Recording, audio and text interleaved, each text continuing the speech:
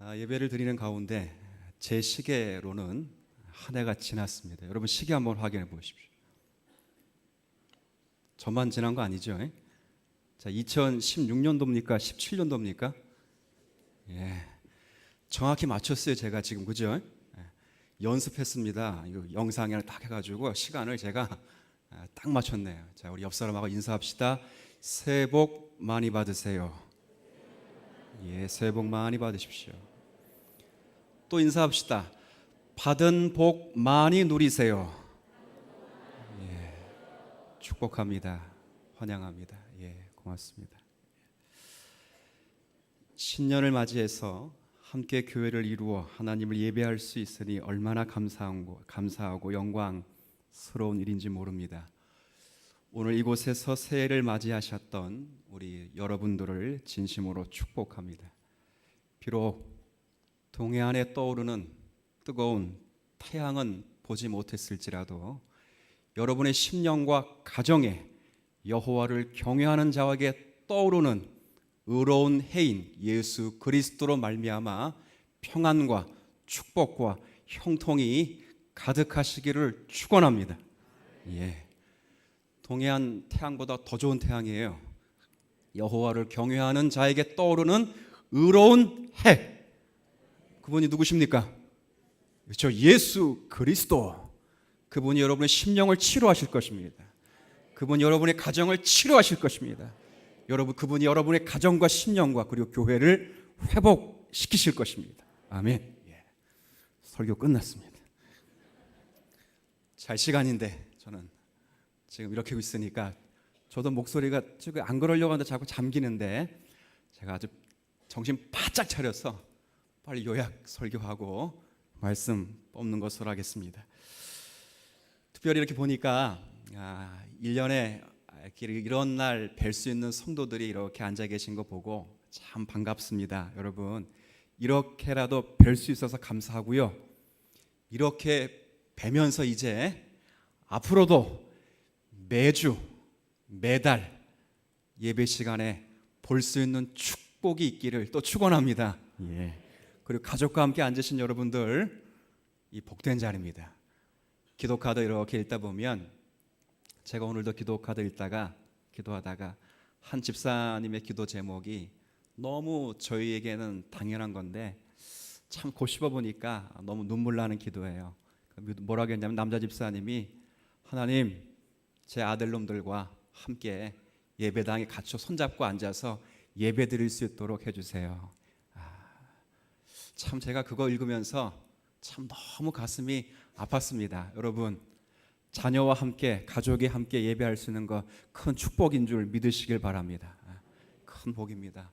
이 복 잘 누리실 수 있는 우리 모두가 되었으면 좋겠습니다. 오늘 한 해를 또 시작하면서 빌립보서 1장의 말씀을 읽었는데요. 오늘 1장의 이 말씀을 읽으면서 함께 좀 말씀의 은혜를 나누고자 합니다. 사도 바울이 쓴 편지 가운데 에베소서, 빌립보서, 그리고 골로새서, 빌레몬서 이 네 권을 옥중서신이라고 부릅니다. 왜 그렇게 부르냐면 사도 바울이 복음 전하는 일로 말미암아 감옥에 갇힌 상태에서 쓴 편지이기 때문에 그렇게 부르기도 합니다. 그런데 나중에 한번 여러분들이 꼼꼼히 한번 읽어보십시오. 읽어보면 사도 바울 선생님께서 야, 나 죽겠다. 나 좀 구해주라. 이런 뉘앙스의 말이 하나도 없습니다. 그 성경 다 읽어봐도 오늘 빌립보서만 보더라도 나 기쁘다. 나 너무 감사하다. 나 자랑스럽다. 소망이 넘친다. 이렇게 말합니다. 우리가 읽은 빌립보서에서 가장 많이 등장하는 동사가 뭐냐면 기쁘다입니다. 기쁨. 명사로도 등장하고 동사로도 등장합니다. 그러니까 빌립보서에서 가장 많이 사용되는 단어가 기쁘다입니다. 기쁘다. 그래서 빌립보서를 가리켜서 그래서 기쁨의 서신이라고 명명하기도 합니다. 왜 무엇 때문에 기뻐할까? 오늘 제가 1장을 읽으면서 바울 선생님께서 무엇 때문에 기뻐하는지 그리고 이 기쁨을 올 한 해 우리 주님 사랑교회에 속해 있는 모든 성도들이 이 기쁨을 함께 누렸으면 좋겠다 하는 마음으로 제가 3가지 기쁨을 요약해서 설교 좀 하도록 하겠습니다. 첫 번째, 바울 선생님이 누리고 있는 기쁨, 그리고 그 기쁨을 우리가 누려야 될 기쁨은 함께 좀 따라해 보시죠. 함께하는 기쁨. 어떤 기쁨이라고요? 예, 함께하는 기쁨입니다. 조금 상상력을 동원해서 한번 읽어볼까요? 다시 본문 3절부터 제가 좀 읽겠습니다. 사도 바울이 말합니다. 내가 빌립보 교회 성도를 생각할 때마다, 기억할 때마다 지금 나 하나님께 감사하고 있다, 이렇게 말합니다. 내가 빌립보 성도를 위하여 간구할 때마다 너희 무리를 위하여 기쁨으로 감사하고 있다, 이렇게 말합니다. 사도 바울 선생님이 지금 기뻐하고 있습니다. 사도 바울 선생님이 감사하고 있습니다. 무엇 때문에 저렇게 기뻐하고 감사하고 있는가, 그거죠. 지금 이렇게 말하는 것과 똑같습니다. 로마의 권력과 권세가 나를 빌립보 교회 성도들과 격리해서 나를 로마 감옥에 육신의 몸으로는 가두어 놨으나 내 영혼만큼은 내가 빌립보 성도와 성도들과 격리되지 않았다, 그 말이에요. 왜 이런 생각을 하냐면 5절 말씀 한번 같이 읽어볼게요. 시작. 너희가 첫날부터 이제까지 복음을 위한 일에 참여하고 있기 때문이다. 지금 사도 바울이 감옥에서 기뻐하는 이유는 육신의 몸으로는 빌립보 교회 성도들과 격리되었을지라도 자신의 영혼은 지금 빌립보 교회 성도들과 함께하는 기쁨을 누리고 있기 때문에 그렇습니다. 여기 7절 후반에도 나와 함께 은혜에 참여한 자가 됨이라, 이렇게 이야기를 해요. 그래서 사도 바울이 지금 기뻐하는 이유는 다른 이유가 아니라 빌립보 교회 성도들과 함께하는 기쁨 때문에 지금 로마 감옥에서도 그 기쁨을 주체할 수 없다고 하는 거예요. 저는 이 기쁨, 우리 모든 성도들, 가족, 교회가 함께하는 기쁨을 우리 모두가 2017년도에는 누렸으면 좋겠다는 마음으로 이 말씀을 여러분에게 좀 전해드리고 싶습니다. 여러분, 아무리 큰 나무도 결코 혼자는 숲이 될 수 없습니다. 크고 작은 나무들이 여러 개가 함께 있어야 그것이 숲이 되는 것입니다. 마찬가지입니다. 한 개인이 아무리 뛰어나고 훌륭할지라도 그 개인 하나가 숲을 이룰 수는 없습니다. 함께 하는 것이 참 중요합니다. 여러분, 미국의 작가이자 교육자이며 특별히 사상가인 헬렌 켈러를 잘 아실 거예요. 이 헬렌 켈러 참 유명하잖아요. 근데 이분이 유명한 것 가운데 하나가 뭐냐면 전 세계 최초로 시각 장애인이면서 청각 장애인인데 학사, 석사, 박사학위를 가장 먼저 딴 여성이에요. 한번 생각을 해보세요. 삼중고를 알았어요. 지금 뭐가 안 보여요? 눈이 안 보여요. 게다가 뭐가 안 들려요? 생각을 해보세요. 눈이 안 보이고 귀가 안 들리면 뭘 못해요? 말을 못해요. 그런데 학사와 석사와 박사를 받았어요. 작가가 되고 교육가가 되고요, 사상가가 되고 민중운동가가 되고 사회복지를 말하고 인권운동자가 됐어요. 왜 그럴까요? 함께하는 유명한 선생님이 계세요. 헬렌 켈러가 항상 등장하면 그분과 함께 항상 이름이 등장하는 선생님, 누구지요? 앤 설리번이라고 하는 선생님, 너무 유명하잖아요. 이 헬렌 켈러가 보지 못하고 말하지 못하고 듣지 못하니까 손가락 터치만을 가지고 마음의 감각을 통해서 글을 익혀야 되고 문법을 배워야 되는 그런 참 고단의 삶의 연속이었어요. 근데 얼마나 짜증이 났겠어요, 그렇죠? 근데 그 아이에게 이 앤 설리번 선생님이 끊임없이 감각 기관으로 손가락으로 글을 익히고 소통할 수 있도록, 언어를 말할 수 있도록 끊임없이 도와주고 습득할 수 있도록 자리를 만들어준 사람이에요.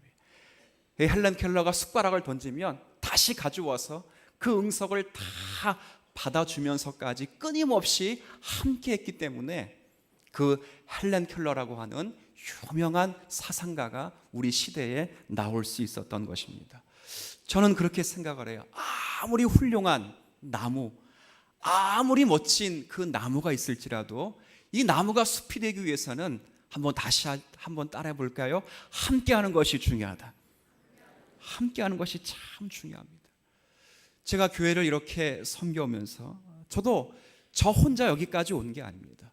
저의 응석을 받아주셨던 사랑하는 성도들, 모자라고 부족한 제 목회 경험들을 받아주셨던 사랑하는 장로님들, 수많은 성도들의 격려와 기도와 그리고 그분들의 인내와 헌신이 있었기 때문에 지금 이 자리가 여러분과 함께 만들어가는 자리입니다. 결코 우리가 스스로 홀로 이 자리를 만들어갈 수 없습니다.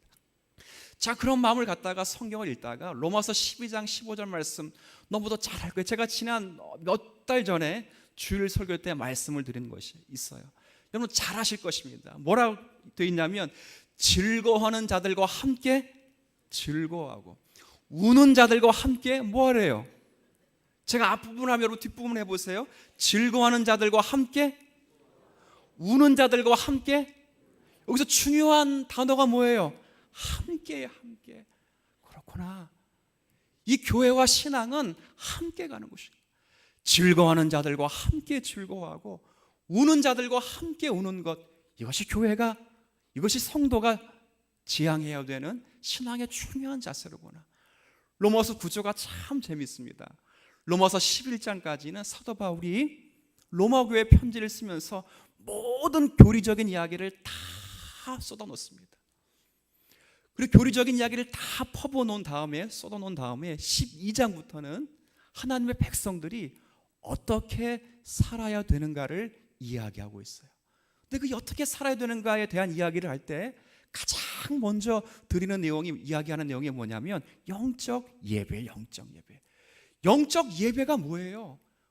뭐라고요? 즐거워하는 자들과 함께 뭐 하는 거예요? 즐거워하는 거예요.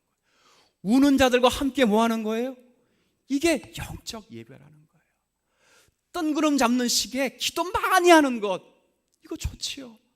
하늘의 신령한 세계가 막 눈에 잡히는 것 좋지요.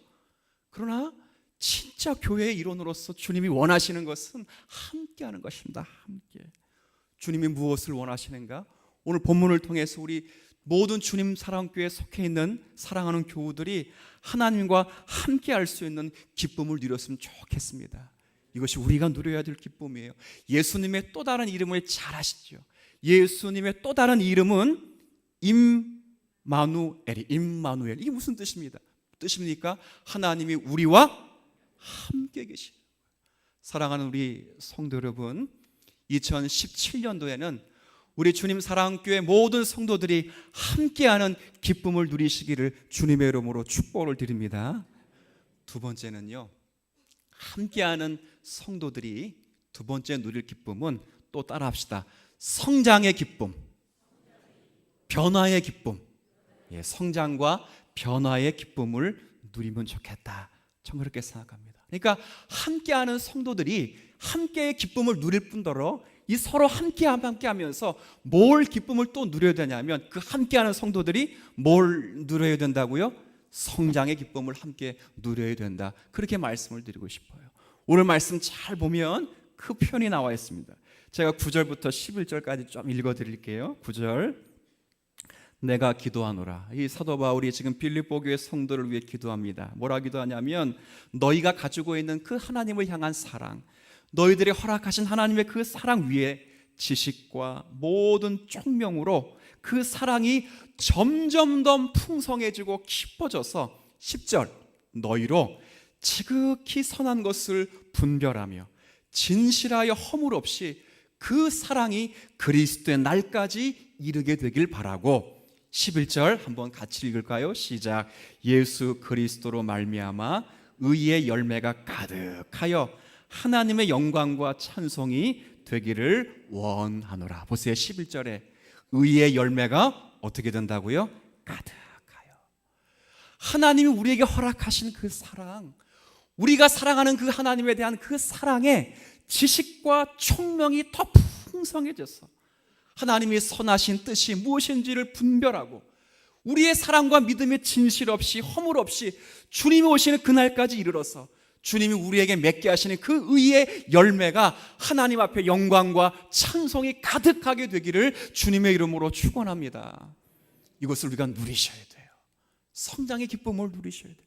서로 함께하면서 이 성장의 기쁨을 서로 누릴 수 있도록 격려를 하셔야 돼요. 사도 바울이 보세요. 지금 어디를 보고 있느냐면, 사도 바울이 10절을 보면 지금 어디를 향해 있냐면 그리스도의 날을 지금 보고 있어요. 그리스도의 날이 언제지요? 그리스도의 날, 여기서 나오는 그리스도의 날은 예수님이 다시 오시는 날, 재림의 날이에요. 재림의 날. 예수님의 재림의 날입니다. 이 말은 무슨 말이냐면 예수님께서 재림하셔서 모든 백성들을 거두어 가실 것인데, 그때까지 빌립보 교회 성도들이요, 예수님이 다시 오실 그때까지 예수 안에서 자라가기를 나는 원한다. 나는 날마다 그걸 기대하고 기도한다. 그 이야기를 하는 거예요. 이렇게 말씀하시는 그 중요한 내용 속에는 그 예수님이 다시 오시는 그 심판의 그 날이 심판의 날이 아니라 성도에게는 복된 날이요, 성도에게는 열매를 맺는 날임을 지금 강조하기 위한 그런 표현이에요. 바울 선생님이 지금 말하는 것입니다. 그날까지 이루어 가시는 하나님의 은총을 보면서 감사하며 감격하고 있는 거예요. 여기 조금 11절 마지막에 중간에 의의 열매라고 되어 있어요. 성경에 가끔 이 예수님의 재림하신 그날을 추수 때라고 표현하는 성경이 많습니다. 추수라는 말을 통해서 하나님이 강조하고 싶은 내용은, 이 추수라는 말은 사실은 농부를 강조하기 위함입니다. 그러니까 추수 때에 농부가 누구냐면, 농부는 하나님이시고, 그럼 나무는 누구시냐면 예수 그리스도. 여기 10절에 있는 것처럼, 11절에 있는 것처럼 예수 그리스도예요. 그럼 우리는 뭐냐면 그 가지 안에 맺어져 있는 뭐예요? 열매라는 것입니다. 그러니까 성경이 이 마지막 때를 추수라고 말하는 것은 농부를 강조하는 거예요. 농부가 봄 일찍이 파종을 하고 씨앗이 심은 후에 가을 때가 되면 그 열매를 거두시는 날, 그때가 예수님이 재림하신다는 거예요. 신실하게 농부가 열심을 다해서 열매를 내시게 할 것이다. 충실해졌을 때 주님께서 그것을 거두러 오시겠다 얘기하실 때 그 마지막을 언제나 추수 때라 그렇게 이야기를 하는 거예요. 생각해 보십시오. 우리가 열매가 되도록 이끌어 가시는 분이 누구신가? 여기 6절 말씀 아주 중요하게 잘 나와 있어요. 6절 한번 같이 읽어볼까요? 시작. 너희 안에서 착한 일을 시작하신 이가 그리스도 예수의 날까지 이루실 줄을 우리가 확신하노라. 자, 보세요. 우리가 열매가 될 수 있도록 우리를 자라가게 하시는 분이 누구시라고요?